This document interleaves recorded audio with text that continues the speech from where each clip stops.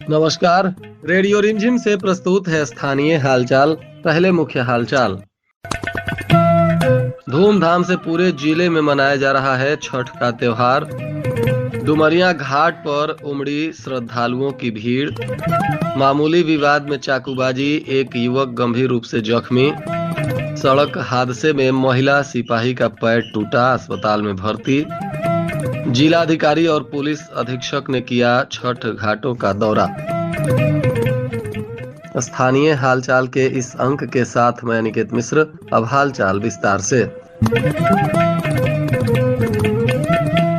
आज पूरे देश में धूमधाम से छठ महापर्व का त्योहार मनाया जा रहा है। इस दौरान गोपालगंज में भी कोने कोने में लोक आस्था के इस महापर्व को मना रहे हैं। माता बहनें पूरी आस्था और श्रद्धा के साथ छठी मैया की पूजा आराधना में लगी हुई हैं। 3 दिनों से चल रहे इस महापर्व को लेकर जिला प्रशासन भी सुरक्षा में मुस्तैदी से काम कर रहा है। आज सोमवार को संध्या में सभी माता बहनें छठ घाट पर पहुंची और विधि विधान से पूजा आराधना की गई। इस दौरान गांव-गांव में छठ घाटों पर मेला लगा रहा। माताओं, बहनों और सनातन धर्म के लोगों का उत्साह देखते ही बन रहा था। कहते हैं अस्त और उदय प्रकृति का शाश्वत नियम है।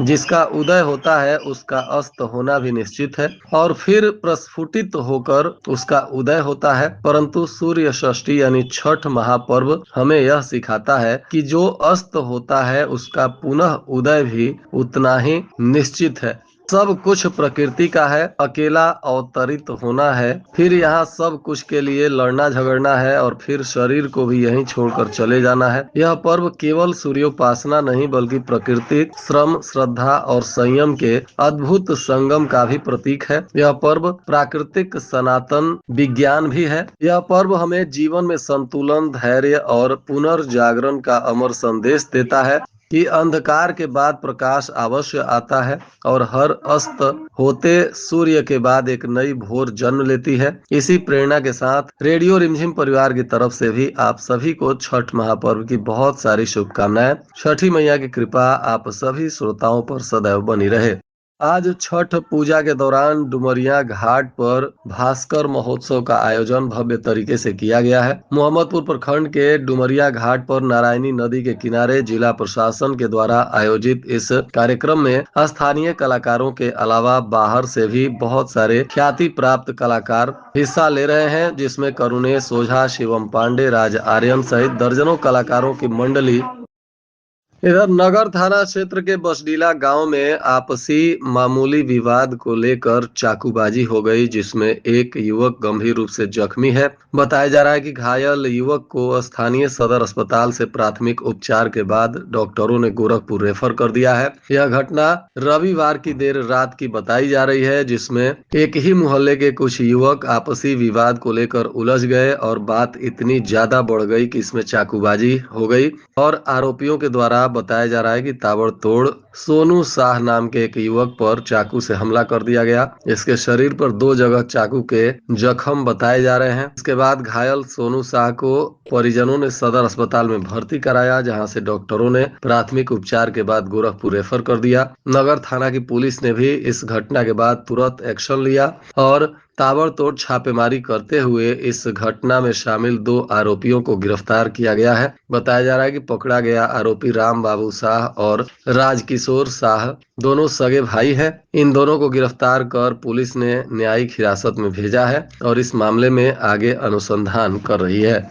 दर्जनों कलाकारों की मंडली इस भास्कर महोत्सव में शामिल हो गई हैं। छठ पूजा के अवसर पर पूरी रात इस कार्यक्रम का आयोजन होगा। शाम को 3 बजे से इस कार्यक्रम की शुरुआत जिला पदाधिकारी और पुलिस अधीक्षक के हाथों दीप प्रज्वलन करते हुए की गई है और यह मंगलवार को सुबह 3 बजे तक लगातार 12 घंटों तक सांस्कृतिक कार्यक्रम की प्रस्तुति यहाँ कलाकारों के द्वारा दी जाएगी। इस दौरान भारी संख्या में कला प्रेमी और स्थानीय लोग इस कार्यक्रम को देख रहे हैं। साथ ही बहुत सारे गणमान्य लोगों की भी उपस्थिति इस महोत्सव में हुई है। डुमरिया घाट पर छठ पूजा के दौरान पूरा घाट रोशनी और सजावट से जगमग हो गया है और नारायणी नदी के किनारे लोगों को दिव्य झांकी दिखाई दे रही है।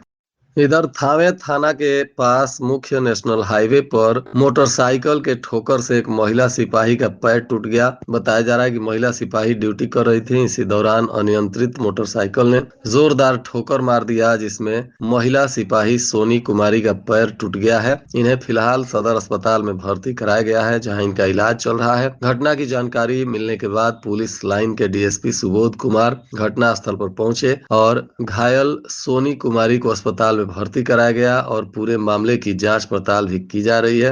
बताया जा रहा है कि थावे में डीएवी स्कूल के पास यह हादसा हुआ। सोनी कुमारी फिलहाल पुलिस लाइन में तैनात हैं और चुनाव को लेकर इनकी ड्यूटी लगाई गई है और इसी दौरान अनियंत्रित मोटरसाइकिल ने इन्हें ठोकर मार दिया, जिसमें सोनी का पैर टूट गया है।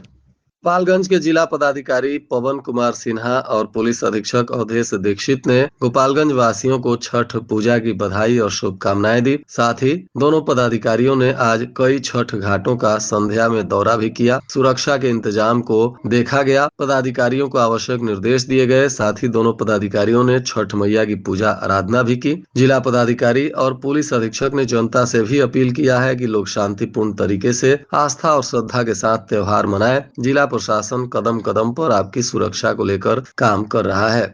आज सदर अनुमंडल पुलिस पदाधिकारी 2 ने अपने क्षेत्र के विभिन्न चेक पोस्टों का औचक निरीक्षण किया। इस दौरान विधानसभा चुनाव को लेकर शांतिपूर्ण और भय मुक्त वातावरण में चुनाव को संपन्न कराने के लिए लगातार पुलिस काम कर रही है। इसी दौरान सभी पुलिस के वरिष्ठ पदाधिकारी भी 24 घंटे अलग अलग क्षेत्रों की पेट्रोलिंग कर रहे हैं। सभी की जिम्मेदारियां पुलिस अधीक्षक अवधेश दीक्षित की तरफ से तय की गई हैं और अपने अपने रूटीन के अनुसार वरिष्ठ पदाधिकारी लगातार क्षेत्र में और सड़क पर काम कर रहे पुलिस कर्मियों का निरीक्षण कर रहे हैं, उनका मार्गदर्शन भी कर रहे हैं। बताया जा रहा है कि सिधवलिया क्षेत्र के विभिन्न इलाकों में सदर एसडीपीओ 2 ने जांच पड़ताल किया। इस दौरान असामाजिक तत्वों पर विशेष निगरानी रखने का निर्देश दिया गया। अवैध शराब की तस्करी, नगदी, हथियार और अन्य आपराधिक गतिविधियों की रोकथाम को लेकर सभी पुलिस पदाधिकारियों और सीएपीएफ के जवानों की तैनाती जगह जगह पर की गई है।